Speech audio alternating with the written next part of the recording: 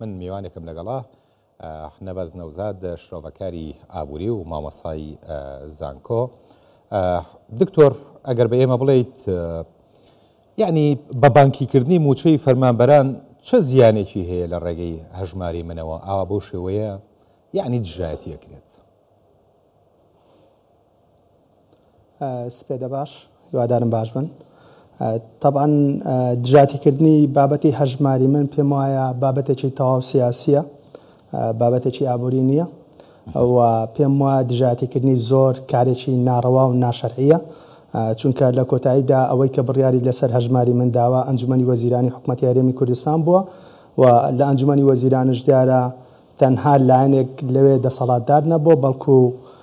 سەرجەم لایەنەکان ئەوانەی کە بەشدارن لە حکوومەت بە تایبەتی ئەوانەی کە ئێستا دژاتی هەژماری من دەکەن بەشێ بوونە لەو پرۆسەیە و دەنگیان لەسەری داوە و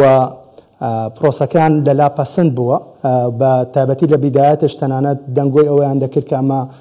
پێشنیاری ئەوانە نەک پێشنیاری لایەنی دەسەڵاتدار کە جەنابی سەرۆک وەزیران سەرکردایەتی دەکا. بۆیە ئەمان هەوڵیاندا ئەم بابەتە وەکو هەر بابەتێکی تر بەکاربێنن بۆ ئەوەی کە بیکەنە کارتێکی بانگەشە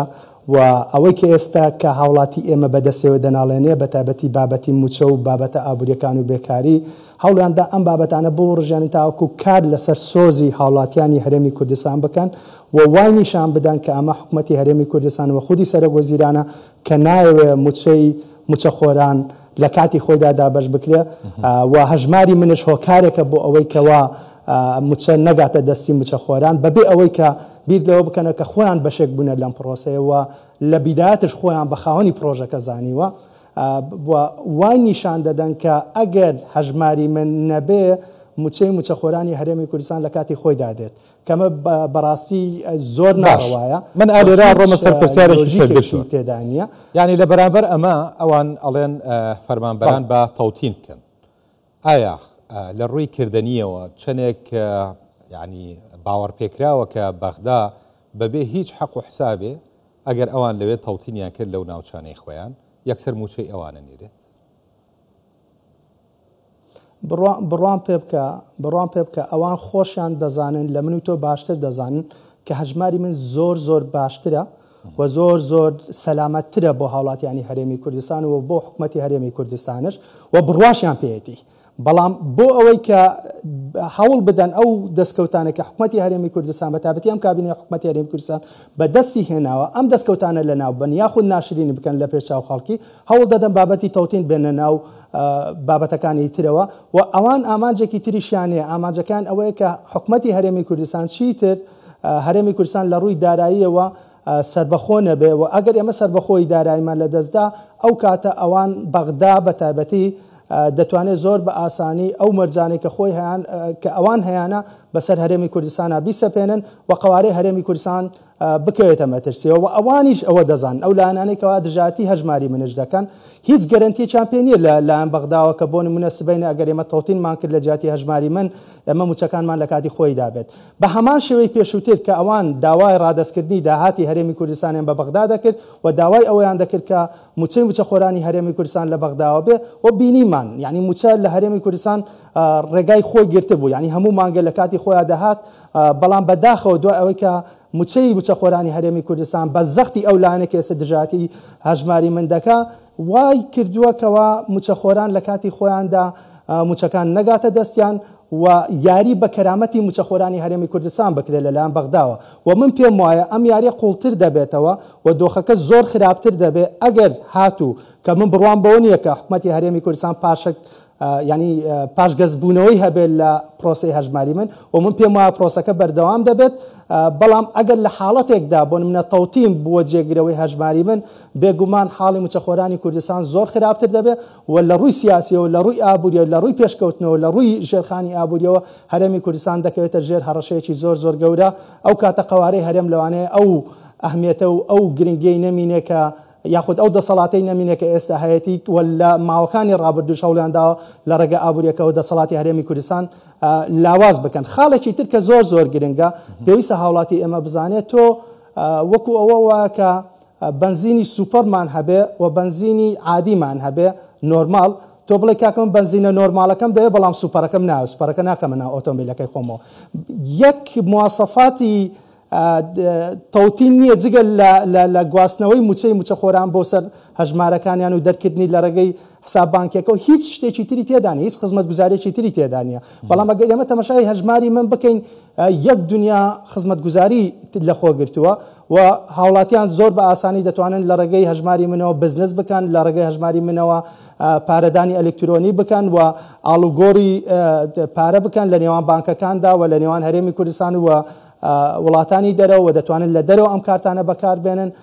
بۆیە بەڕاستی ئەو خزمەت گوزاریانەیە کە لە هەژماری من هەیە و لە هەژماری من بەردەستە هەمان ئەو خزمەت گوزاریانەیە کە لە وڵاتانی ترش بەردەستە و من پێم ئەم خزمەت گوزاریانە زیاترش گەشە دەکا و لە داهاتووشدا دوای ئەوەی کە موچەخۆران لەسەر هەژماری من و لەسەر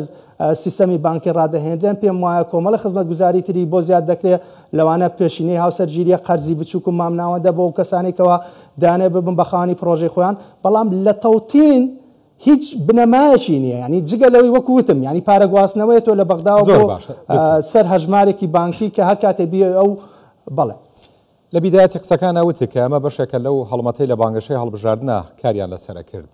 هەندێک لایەن بەڵام خۆ و لایەنانە ینی لە بانگەشەی هەڵبژاردنە لەسەر ئەوش قسەیانە کرد کە ئەوانەیانەوێت دەسەڵات بگرنە دەست و ژیانی هاوڵاتیان باشتر بکەن لە هەرێمی کوردستانە بابەتی تەوتین لەگەڵ هەژماری من وەک پێشتریش ئاماژەی پێکراوە سربەخۆیی ئابووری هەرێمی کوردستان و سەروەری هەرێمی کوردستانە پارێزێت تەوتین بە پێچەوانەوە هەڕەشە لەسەر سەروەری و دەسەڵاتەکانی حکوومەت دروستەکە باشە خەڵکێک کە بیەوێت دەسەڵات وەرگێت بۆچی ئەوێت دەسەڵاتی خۆی بخاتە ژێر دەستی خەڵکەوە و ئەم سەروەری لە دەست خۆی بسەنێتەوە وەکو باسم کرد ئەوان خۆشیان بڕوان بە قسەکانی خۆیان نییە ئەوان خۆشیان بڕوان بە تەوتین نییە و پێشیان وایە کە هەژماری من نەک هەر تەنها دەستکەوتە بەڵکو شۆڕشێکە کە حکوومەتی هەرێمی کوردستان لە بواری چاکسازی دارایی و کەرتی بانکیدا ئەنجامی داوە ئەوان خۆیان بڕوان بە پرۆسەکە نییە بەڵام بانگەشەی بۆ دەکەن و دەیانەوێت لەم ڕێگەیەوە زەقت لە لایەنەکانی تر بکەن تاوەکو دەستکەوتی سیاسی بەدەست بێنن ئیتری ئایا دەیانەوێت چەند وەزارەتێکی سیادی لە هەرێمی کوردستان بەدەست بخەن یان هەر بابەتێکی تر یاخود دەیانەوێت جارێکی تر عاتیفەی هاوڵاتیان بوڕژێنن و قوتی خەڵکی بکەنە بانگەشەی هەڵبژاردن ئیتر ئەوە دەوەستێتە سەر خۆیان بەڵام ئێمە دەبێت ئەوەش بزانین ئەوان لەوانەیە تەنها 22 تەواوی هەرێمی کوردستان پێک دێنن واتە ئەو دەنگدەرانەی کە دەنگیان پێیانداوە ئەوەی کە بانگەشەیان بۆی کردووە کە دژی هەژماری منن بەڵام لە بەرامبەردا ئێمە زۆرینەی خەڵکی هەرێمی کوردستان لەگەڵ ئەو لایەنەیان نییە واتە لەگەڵ لایەنەکانی ترەدایە و ئەوەی کە لە هەرێمی کوردستان شەیە جگە لە یەکێتی نیشتیمانی کوردستان کە بانگەشە بۆ تەوتین دەکات بەتابەتی لەم ڕۆژانەی دواییدا هیچ لایەنێکی تر نییە کە بە فەرمی دژی بابەتی هەژماری من بێ بە پێچەوانە و لایەنەکانی تر سەرجەمیان پشتگیری دەکەن بۆیە تۆ ناتوانانی دەنگی کەمینەیەک بەسەر زۆرینەی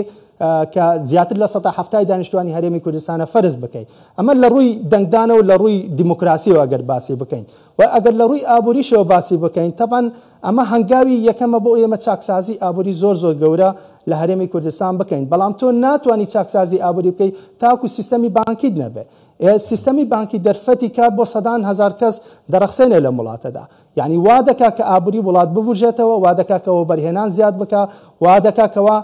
خەڵکی دەرەوەش بڕوا و متمانە بە هەرێمی کوردستان هەبێ بن سەرمایەکانە لە هەرێمی کوردستان و بەرهێنانی پێ بکەن چونکە ئەو مۆدلێک ئەوان باسی دەکەن زۆر لە مێژە بەسەر چووە لە دنیادا کاری پێ ناکرێت ئەوەی کە ئەوان باسی دەکەن بە شێوەی تەوتینی و پارە بە شێوەی کاش بدرێ بە فەرمانبەران ئەمە لە دنیادا کاری پێ ناکرێت و کۆتایی پێ هاتووە و با ئێمەش ئەوشمان لە بێت چاو بێ ئێمە نامانەیە وەکو عراق بین بەڵکو ئێمە دەمانێت وەکو وڵاتێکی پێشکەوتوو بین یعنی تۆ بابەتەکان جیاوازە چەند ڕۆژە پێش ئێستا چەند بەرنامەیەکی دۆکیمنتاریتان هەبوو لەسەر سەماوە و لەسەر شوێنەکانی تری عراق ئێمە نامانەیە هەولێر و سلێمانیش بکەینە سەماوە و نەجەف و کەربەلا ئەو شوێنانێک کە خزمەت گوزارێ سادەکانی تێدا نییە بۆیە ئەمە جگە لە بانگەشەیەکی هەڵبژاردن جگەل لە یاریکردن بە هەست و سۆزی هاوڵاتیان جگە لەوەی کە دەیانەوێت بەها و قیمەتی هەرێمی کوردستان کەم بکەنەوە بۆ ئەوی دەستکەوتی سیاسی خۆیان بەدەست بێنن هیچی تری تێدا نیە و ئەو لایەنێک کە بە ئەم بانگەشانش دەکا دیارە لە ڕابردوشدا زۆر هەوڵی داوە تاوەکو دەستکەوتەکانی حکوومەتی هەرێمی کوردستان بچووک بکاتەوە و هەمووشمان بینیمان چونکە ئێمە لە کۆتاییدا هاوڵاتیانی هەرێمی کوردستان لە ناو یەک پاپۆرداین هەمومان غەرق دەبین بەو لایەنە سیاسی کە ئێستا بانگەشەی ئەوە دەکات کە دۆستی بەغدایە بەڵام ئەوان لە ڕابردوودا دۆستی زۆر کەس بوونەوە پشتیان لە زۆر کەس کردووە ئەمە سیاسەتە ئەمڕۆ کە تۆپەکە لای ئەوانە ڕۆژکە تۆپەکە لای کەسێکی ترا بۆیە بڕوان ناکەم ئەم دۆخە بەم شێوەیە بەردەوام بێ و پێم وایە هاوڵاتیانی هەرێمی کوردستان زۆر باش لەو ڕاستیە تێگەیشتوونە کە هەژماری من بە تابەتی لە ئێستادا کە ئەزممویان لەگەڵیدا هەیە و ئەو کێشانەی کە لە بیدایەتش هەبوون